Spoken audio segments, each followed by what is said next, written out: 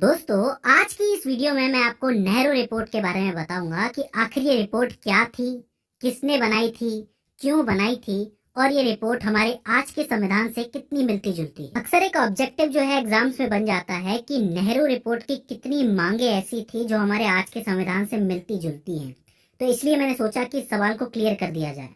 तो आइए इसको समझने की कोशिश करते हैं। दोस्तों, ये कहानी शुरू होती है नवंबर 1927 से, जहाँ पे भारत के संविधान में सुधार करने के लिए ब्रिटेन में एक साइमन कमीशन का गठन होता है और उसके गठित होने के साथ ही भारत में उसके खिलाफ विरोध प्रदर्शन शुरू हो जाते हैं कि अगर भारत के संविधान को तय करना है तो इसके लिए कम से कम कमीशन में एक आध भारतीय तो बैठाओ, लेकिन सारे के सारे गोरे हैं इसके अंदर। तो उस समय के जो तत्कालीन भारत सचिव थे लॉर्ड बिरकनहेड, उन्होंने भारतीयों को एक चैलेंज दिया कि क्या तुम इंडियंस इतने सक्षम हो कि तुम एक ऐसा संविधान बना सको जो तुम्हारे सभी गुटों और दलों को मंजूर हो, क्योंकि तुम्हारे देश में तो मुसलमान भी हैं, हिंदू भी हैं, सिख भी हैं, ईसाई भी हैं, जीव भी हैं, तो क्या सबको तुम्हारा एक संविधान मंजूर होगा?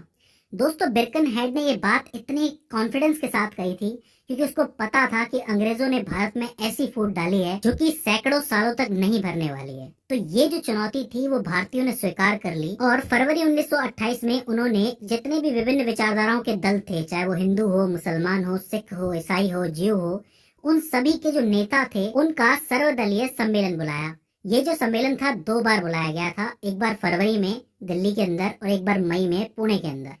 इन सम्मेलनों में ये बात तय की गई कि हम एक उप समिति बनाएंगे जिसके अध्यक्ष होंगे मोतीलाल नेहरू और ये समिति पूरे भारत की तरफ से अपनी मांगे रखेगी, एक संविधान का प्रारूप तैयार करेगी। इस समिति में बहुत सारे लोग थे जैसे कि अली इमाम, सुभाष चंद्र बोस, MS अनी, मंगल सिंह, शोएब कुरैशी, GI प्रधान और तेज बहादुर सप्रू। इन सभी ने मिलकर संविधान का एक प्रारूप तैयार करना शुरू किया जो कि भारतीयों का संविधान के प्रति पहला सबसे बड़ा कदम था। अब यहाँ पे एक बात आपको जानना जरूरी है कि जो समिति थी इसके अंदर जो बहुमत था वो तो डोमिनियन स्टेटस के साथ था। मतलब वो ये चाहते थे कि हम अंग्रेजों के अंतर्गत ही रहकर राज करें, लेकिन गवर्नमेंट हमारी हो। ध्यान से समझना इस बात को कि पहले कांग्रेस सिर्फ गवर्नेंस चाहती थी, लेकिन इनके अंदर कुछ एक युवा नेता थे, कुछ एक राष्ट्रवादी थे जो ये चाहते थे कि डोमिनियन स्टेटस ना हो हमारे पास, बल्कि हमारे पास पूर्ण स्वराज हो। इसमें मुख्यतः सुभाष चंद्र बोस और जवाहरलाल नेहरू का नाम सबसे आगे आता है। इन्होंने ही लाहौर अधिवेशन के अंदर इस पूर्ण स्वराज की मांग को पारित करवाया था। तो ये चीज आपको याद रखनी है कि 2 तरीके की सोच चल रही थी। एक तो डोमिनियन स्टेटस वाले थे, कॉलोनी के रूप में काम करना चाहते थे अपनी गवर्नमेंट बना के। दूसरी तरफ पूर्ण स्वराज वाले लोग थे, यानी कि पूरी आजादी चाहते थे, लेकिन वो तादाद में कम थे।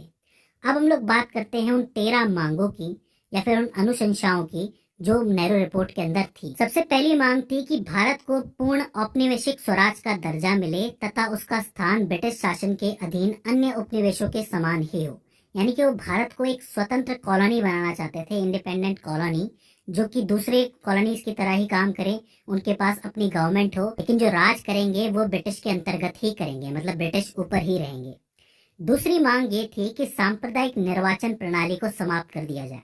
उस समय जो हो रहा था, जहाँ पे संप्रदाय के हिसाब से चुनाव होता था, जो अंग्रेजों ने फूट डालने के लिए किया था, उसकी समाप्ति की मांग की थी और संयुक्त निर्वाचन पद्धति की व्यवस्था की मांग की थी कि चुनाव के अंदर कोई भी खड़ा हो सकता है और कोई भी किसी को भी चुन सकता है। ठीक है। इसके अलावा इसी मांग में ये भी कहा गया था कि जिन एरियाज के अंदर मुसलमान अल्पसंख्यक है, मतलब उनकी संख्या कम है, वहां पर कुछ एक सीटें उनके लिए आरक्षित की जाएंगी, मतलब मुसलमानों का हक नहीं मारा जाए इसलिए, तो वहां पे आरक्षित सीटों की व्यवस्था होगी। और बाकी जो एरिया जिनमें मुसलमान ज्यादा हैं वहां पर ये व्यवस्था नहीं होगी, जैसे कि पंजाब और बंगाल, क्योंकि पंजाब और बंगाल में काफी ज्यादा प्रोपोर्शन में थे मुसलमान, तो वहां पे ये व्यवस्था नहीं की गई थी। इसके अलावा जो तीसरी मांग थी वो ये थी कि भाषाई आधार पर प्रांतों का गठन किया जाए। आपको पता है कि हमारे देश में आंध्र प्रदेश है या फिर तेलंगाना है, इस तरीके से भाषाई आधार पर चुने हुए राज्य भी हैं। तो उस समय पे भी यही मांग की गई थी कि भाषा के आधार पर प्रांत बनाए जाएं। ठीक है। इसके बाद चौथी मांग में इन्होंने 19 मौलिक अधिकारों की मांग की थी, जिसके अंदर महिलाओं के लिए समान अधिकार, संघ बनाने की स्वतंत्रता और वयस्क मताधिकार जैसी मांगे सम्मिलित थी। ये काफी इंपॉर्टेंट मांग थी कि उस टाइम पे इन्होंने 19 मौलिक अधिकार भी मांगे थे लोगों के लिए, जिससे उनका जीवन सुधर सके। ठीक है। तो ये चौथी मांग थी। इसके बाद 5वीं मांग में इन्होंने ये कहा कि केंद्र और राज्यों में उत्तरदायी सरकारें बनाई जाएं, यानी कि केंद्र के अंदर एक उत्तरदायी सरकार हो और राज्यों के अंदर अलग उत्तरदायी सरकारें हों, जैसे कि आज भी होती। केंद्र के अंदर उन्होंने निम्न सदन और उच्च सदन की मांग की थी, जैसा कि आज भी होता है। निम्न सदन का मतलब क्या होता है? लोकसभा, और उच्च सदन का मतलब राज्यसभा होता है। उन्होंने कहा कि निम्न सदन के अंदर 500 सदस्य होंगे जो कि चुने जाएंगे, निर्वाचित किए जाएंगे अप्रत्यक्ष रूप से, जैसे कि आज भी होता है लोकसभा के अंदर। और उच्च सदन के अंदर 200 सदस्य होंगे जिन्हें की प्रांत की व्यवस्थापिकाएं चुनेंगी, मतलब प्रांत के अंदर जो सरकारें होंगी वो चुनेंगी।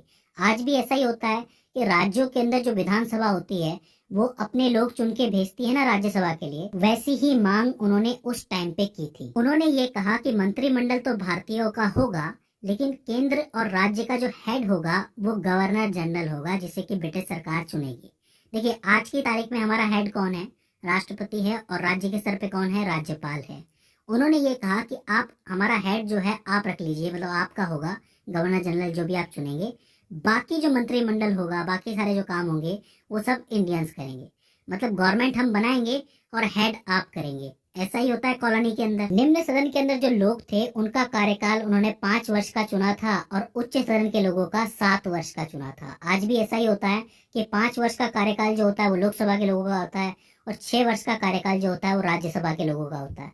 लेकिन उस टाइम पे उन्होंने 7 वर्ष की मांग कर ली थी। इसी तरीके से उन्होंने प्रांत के अंदर जो सरकारें चलेंगी उनका भी कार्यकाल 5 वर्ष ही चुना था। तो आप एक चीज देखेंगे कि जो सारी चीजें आज हो रही हैं वो सारी चीजें उन्होंने उस टाइम पे मांगी थी। कब? 1928 में मांगी थी। इसके अलावा उन्होंने अल्पसंख्यकों के लिए भी कुछ एक मांगे की थी, जैसे कि छठे नंबर पे एक मांग ये थी कि मुसलमानों के धार्मिक और सांस्कृतिक हितों को पूर्ण संरक्षण दिया जाएगा। 7वें नंबर पे उन्होंने ये कहा था कि पूर्ण धर्मनिरपेक्ष राज्य की स्थापना की जाएगी, राजनीति को धर्म से अलग रखा जाएगा, ताकि जो बहुसंख्यक लोग हैं वो इस चीज का फायदा ना उठा पाए। 8वीं मांग ये थी कि कार्यपालिका को विधानमंडल के प्रति उत्तरदायी बनाया जाएगा। ठीक है, जैसा कि आज भी होता है, आप देखते हैं कि कार्यपालिका के जितने भी लोग हैं, जो भी मंत्रिमंडल के लोग हैं, वो विधानमंडल के अंदर आकर के बोलते हैं ना, मतलब उनसे सवाल पूछे जाते हैं और वो बोलते हैं। यही चीज केंद्र के स्तर पे भी होती है, राज्य के स्तर पे भी होती है। ठीक है, तो ये चीज उन्होंने तब मांग की थी। इनकी नवी मांग ये थी कि केंद्र और प्रांतों में संघीय आधार पर शक्तियों का विभाजन किया जाएगा। आपको पता है कि शक्तियों का विभाजन किस आधार पे किया गया है? विषयों के आधार पे किया गया है। राज्य सूची के विषय अलग हैं, केंद्र सूची के विषय अलग हैं, समवर्ती सूची के विषय अलग हैं। लेकिन वहां पे उन्होंने ये भी कहा था कि जो अवशिष्ट शक्तियां हैं, जो एक्स्ट्रा शक्तियां हैं, वो केंद्र को ही दी जाएंगी, जैसा कि आज भी होता है। ठीक है, मतलब जैसा आज का सिस्टम है उसकी मांग उन्होंने उस टाइम पे की थी। ठीक, 10वीं मांग उन्होंने बहुत स्पेशल की थी। उन्होंने ये कहा था कि सिंध को बॉम्बे से अलग कर दिया जाए। उस टाइम पे ये बॉम्बे प्रेसिडेंसी का हिस्सा हुआ करता था सिंध भी, लेकिन उस टाइम पे सिंध को अलग राज्य बनाने की उन्होंने मांग की थी और बॉम्बे को अलग करने की बात की थी। तो ये बहुत इंपॉर्टेंट मांग थी। और 11वें नंबर की मांग जो थी, उन्होंने ये कहा था कि हमको नॉर्थ वेस्ट का जो एक प्रांत है वो अलग से बनाना है।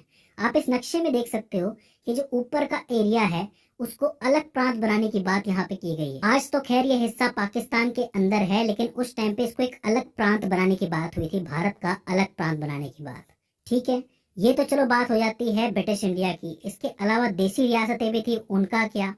उनके लिए उन्होंने ये कहा था कि जितने भी देशी राज्य हैं उनके अधिकारों और विशेषाधिकारों को सुनिश्चित किया जाए कि उनके अधिकार क्या होंगे और विशेषाधिकार क्या होंगे, क्योंकि उनकी अपनी रियासतें हैं। ठीक है, इसके अलावा अगर वो रियासतें सम्मिलित होना चाहती हैं संघ के अंदर, तो उसके लिए उनके अंदर एक उत्तरदायी शासन की स्थापना की जाए, फिर जाकर के उन्हें सम्मिलित किया जाए।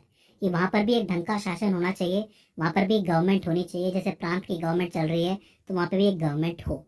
ठीक, इसके बाद जो आखिरी मांग इन्होंने रखी वो थी कि भारत में एक प्रतिरक्षा समिति, उच्चतम न्यायालय और लोक सेवा आयोग की स्थापना की जाए। तीनों ही चीजें बहुत जरूरी है। प्रतिरक्षा समिति भी जरूरी है, उच्चतम न्यायालय सुप्रीम कोर्ट भी जरूरी है, और जो लोक सेवा आयोग है वो भी जरूरी है। तो अब आप एक चीज देख सकते हो कि यहाँ पे मैंने आपको 13 मांगे बताई नेहरू रिपोर्ट की। ये सारी की सारी मांगे कहीं ना कहीं आज हमारे संविधान में एग्जिस्ट करती हैं, किसी न किसी फॉर्म में एग्जिस्ट करती हैं। उस टाइम पे बस गवर्नर जनरल की इन्होंने बात की थी, आज राष्ट्रपति है।